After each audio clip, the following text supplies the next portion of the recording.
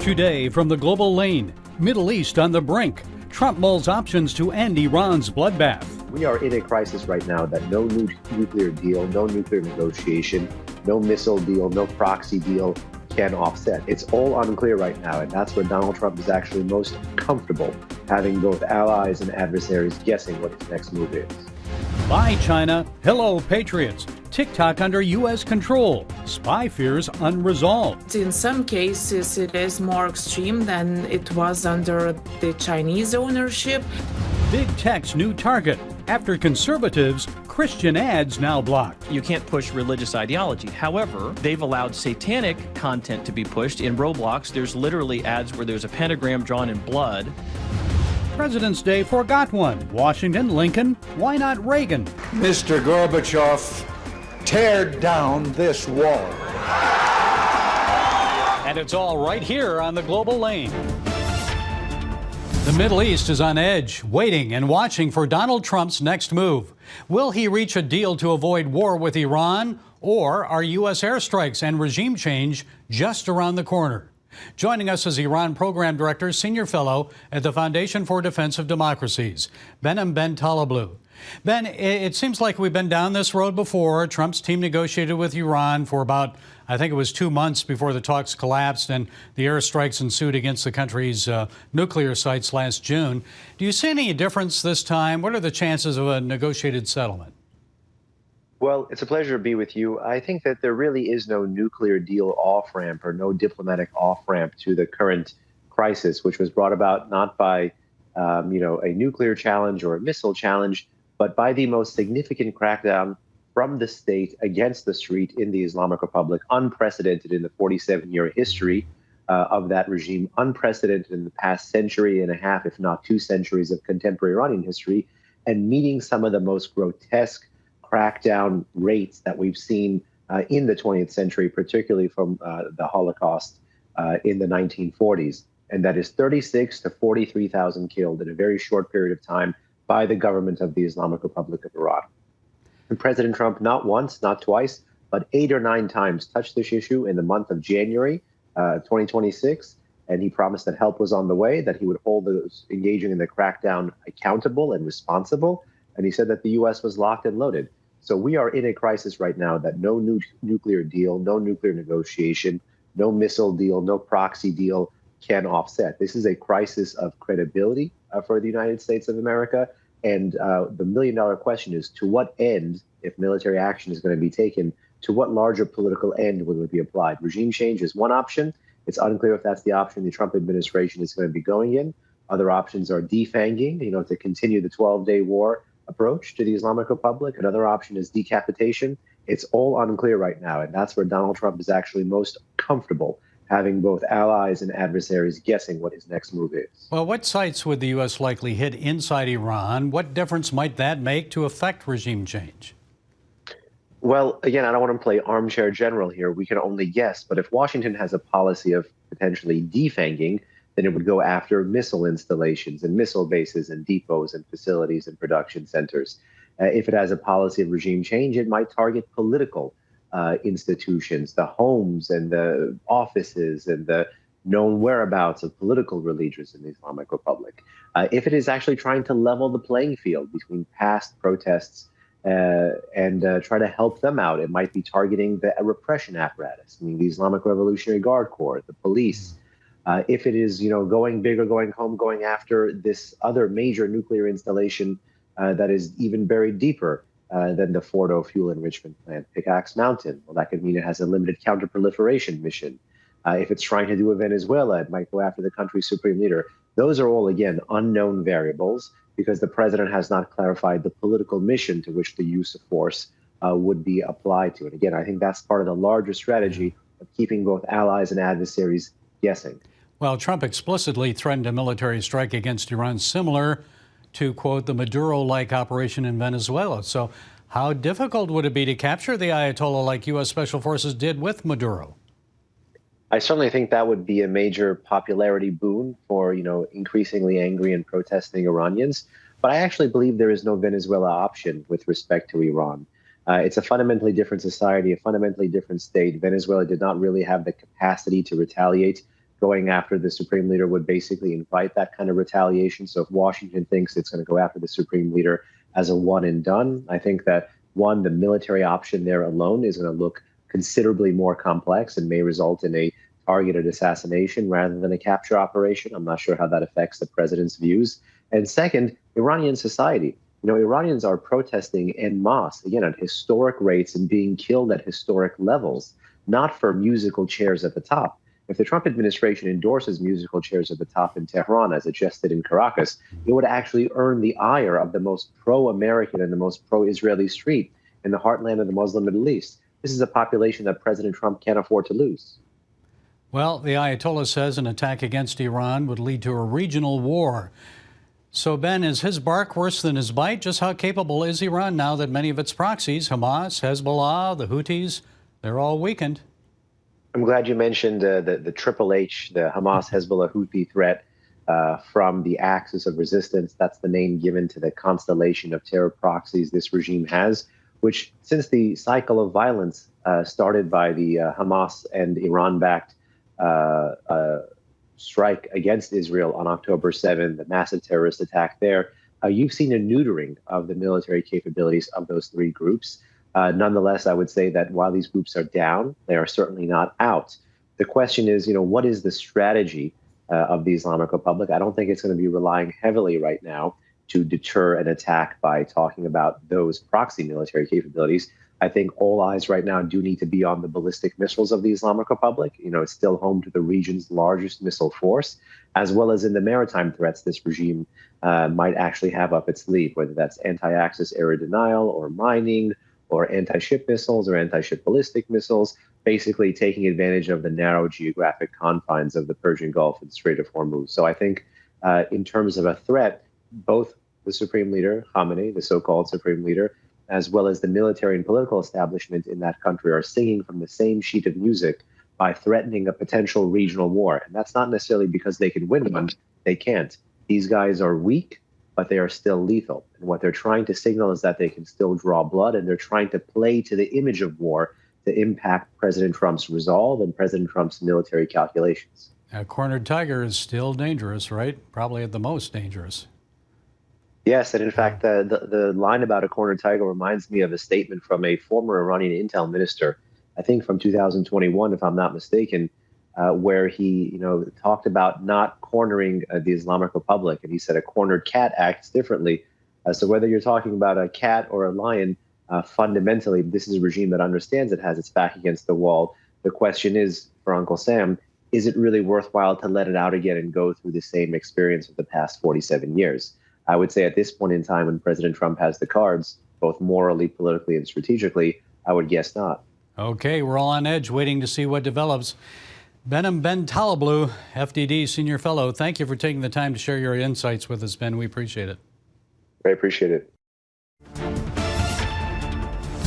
The social media company TikTok is no longer fully owned by the Chinese. In late January, the company came under majority ownership by U.S. companies. Security and privacy concerns still remain for users of the popular app. Here to explain more is Dragita Lapienti, editor-in-chief of CBN News.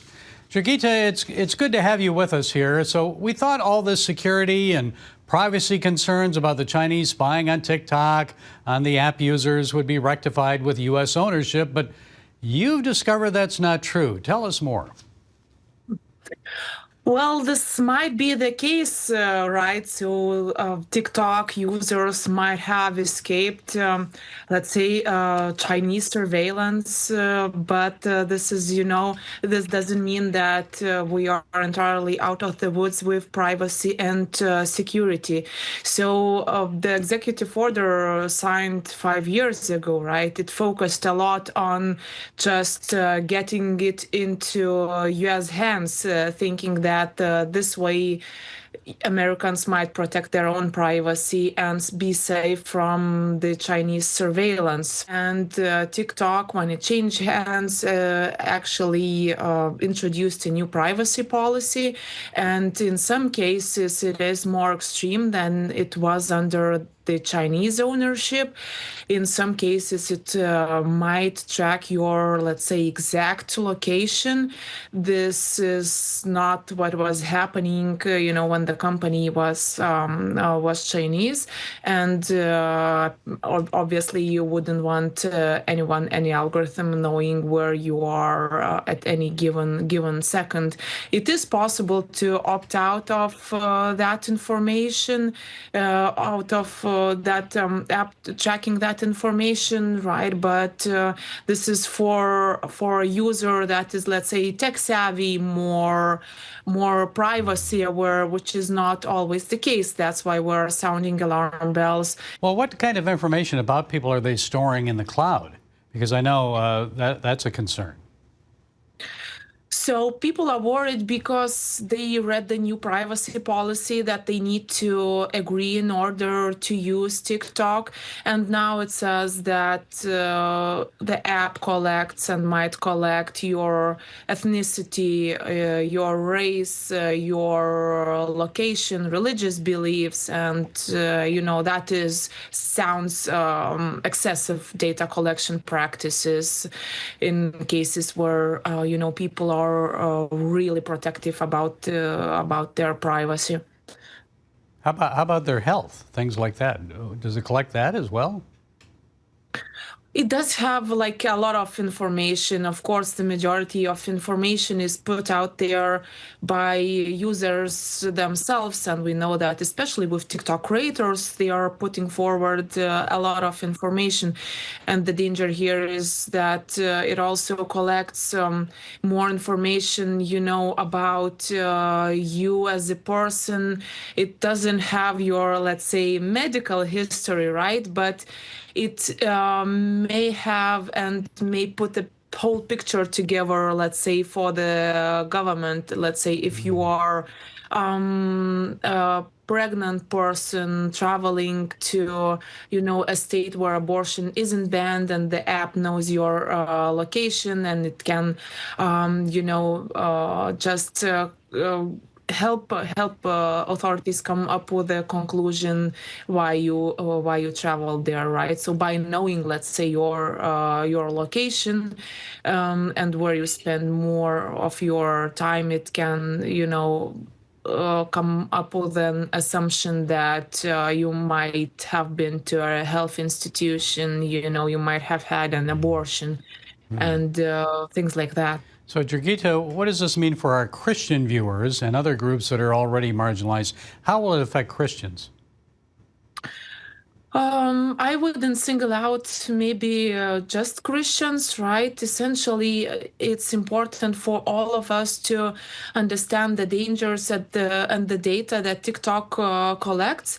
Essentially, those excessive data practices, they are making us all different vulnerable groups more vulnerable and more exposed to different dangers that groups are facing. So Christians not excluded, any fears, any stereotypes, any persecution any group might be already facing. These TikTok practices, that data collection practices could only amplify in worst case scenario. Okay. From Vilnius, Lithuania, Dragita Lapienti, editor-in-chief of Cyber News. Good to talk to you. Thanks for providing your insights. Thank you. We've all witnessed big tech social media censorship of conservatives. Now it seems Christian advertisements are facing discrimination too. That's exactly what our next guest is here to talk about. Here to set us straight is Brent Dusing. He's CEO of TruePlay, a Christian entertainment company. Brent, for those who may not be familiar, could you share with us what your faith-based company is all about and what you do? Sure, Gary. Good to be with you. TruePlay is an entertainment platform on mobile devices, so phones, tablets, both on Apple and Android, where it's an amazing platform with great games, comics, different video content that kids can play and use, that kids love and enjoy. But that everything that TruePlay has inside it has a biblical foundation to it. We have biblical games like King David's Battles or Stained Glass, where you play through the Old Testament in a really fun, beautiful match experience. And then we have a lot of characters, you can see a few of them behind me, who are these characters that live in this world where God is real and the Bible is true, but they're combating real evil and facing challenges kids today face in these fun adventures. So we have this platform that we've released, been out for a little while now. Parents all across the country and families are using it. Kids love it. And we've really done it so that families have something they can trust that also build their kids' faith and their character. Okay, so which big tech companies have discriminated against you because of that? And what exactly did they do to TruePlay? So TikTok and Google have both been discriminating against us very overtly because our content is Christian. So for context, for people watching, if you have a product that's a digital product, you have to advertise it, right? And sadly, you have to advertise on platforms like Google and TikTok and Meta, Facebook. Now, Facebook and Meta hasn't given us any problems, so we're not gonna talk about them today. But Google and TikTok have prevented us from advertising for over a year. And I'm not talking about one ad got banned. I'm talking about simple, benign, gracious ads that we've had. Turn game time into God time. Finally, a fun place to play for your kids. Learn more about the Bible in a fun way. Pictures of kids with their mothers. Riley Gaines endorsed us. Kim Walker-Smith. All these people, all those ads were banned. Meanwhile, TikTok and Google, now they've said, we're banning you because of your religious, you can't push religious ideology. However, they've allowed satanic content to be pushed. In Roblox, there's literally ads where there's a pentagram drawn in blood with blood all over the floor. Pentagram is obviously a symbol of the satanic religion. Wow. There's also a game called Diablo where the main character is Satan. They're allowed to advertise as well. And millions of people see those ads on TikTok and Google. There's sexual content pushed on kids as well, transgender content in games, in ads that TikTok and Google allow. They allow those ads by the millions every day. They don't allow TruePlay to advertise fun, safe Christian games where you can grow in your faith. Well, have you seen this kind of discrimination happening to other Christian advertisers, or is it just TruePlay facing this right now? I have seen it. I spoke at a CPAC conference in D.C. about religious freedom just last fall, and I had multiple people come up to me and share they've had that problem. So this is a problem happening with Christian ministries. This is a problem happening with other Christian content, other Christian companies. By the way, Google also allows Buddhist products to advertise. So there's been no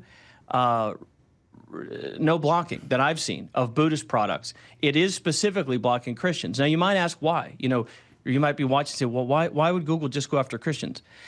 It's because AI, let's be careful. If you're watching and you're a Christian, you need to be aware.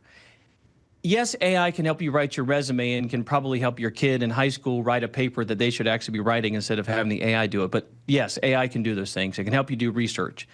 The problem is AI also makes a lot of decisions now. Google, a lot of people don't realize, Google is the leading company in the AI race today. Google's algorithm views the Christian worldview as problematic and as dangerous and harmful. The rejections we've gotten back talk about things like dangerous and harmful content. And so what I'm saying to you as a Christian is, as Google's AI becomes more powerful and makes more decisions, it's a threat to Christians everywhere because you can have your pastor get banned. You can have churches potentially having their funding blocked. There's all these issues that are going to start to come about if Google's AI, and TikTok's AI, by the way, is allowed to continue to make decisions to silence the Christian voices. Brent, have you had a chance to talk with them yet, TikTok and Google? What did they share with you, and how are you responding? So with TikTok, essentially, they're very non-communicative. I mean, you have to talk to their bot, which of course is never helpful, and then you get a low-level person there who is also not helpful. And of course, TikTok just went through a big ownership change, so we're hoping the new ownership does the right thing. I'd much rather deal with the people who bought TikTok than the Chinese government. Now, with Google, we have had conversations with them, and long story short, they said they're not going to change policy. So that's why I'm telling your listeners, your watchers, your viewers out there, your audience, this is not a mistake, an error. This didn't happen one time. No. This is, and it's not like some mistake they corrected and now everything's fine. This is an intentional choice that they've made against a Christian product trying to really promote positivity and well-being for children, that where essentially Google's showing their hands, they have a very destructive, dark, really, I would say, demonic agenda. Okay, AI age is upon us. Brent Dusing, CEO of TruePlay, thanks for setting us straight today. We appreciate it. Great to be with you, Gary. Thank you so much. Each year on the third Monday of February, we here in the United States pause to celebrate President's Day. It's a day set aside to honor George Washington and Abraham Lincoln. We all appreciate the father of our country, George Washington, and the example he set for those who followed. And of course, we honor Abraham Lincoln for leading our nation through the Civil War and ending slavery. But folks, have you ever stopped to think about President Ronald Reagan? His birthday also falls this month. This February 6th would have been his 115th birthday. My grandchildren sometimes joke that I'm old enough to have met Washington or Lincoln. But the truth is, I spent quite a bit of time at the White House covering national security during the days of our 40th president. I had the privilege of meeting President Reagan several times and reporting on his history-making policies. One of his most famous remarks came in Berlin in 1987. Mr. Gorbachev, tear down this wall. Folks, when I think back on history, I can't help but marvel at how President Reagan helped bring down the Berlin Wall and the Soviet Union. That was truly one of his greatest achievements. Back in the Reagan era, Americans knew how to disagree without resorting to name-calling or labeling each other with ugly words. People weren't toxic. We shared our differences, but still came together for the good of America. Reagan put America first, above party loyalty. And he understood that every good thing comes from God, our Creator. 25 years ago, during a visit to the Reagan Ranch in Santa Barbara, California, I was shown President Reagan's Bible. Inscripted on the cover was his favorite Bible verse. If my people who are called by my name will humble themselves and pray and seek my face and turn from their wicked ways, then I will hear from heaven and will forgive their sin and heal their land. Happy birthday, President Reagan. Thank you for your faithful devotion to God and country and for reminding us of 2 Chronicles 7:14. Let us pray that America will once again walk in humility, repentance, and forgiveness. That's all for the Global Lane. May you forever be blessed.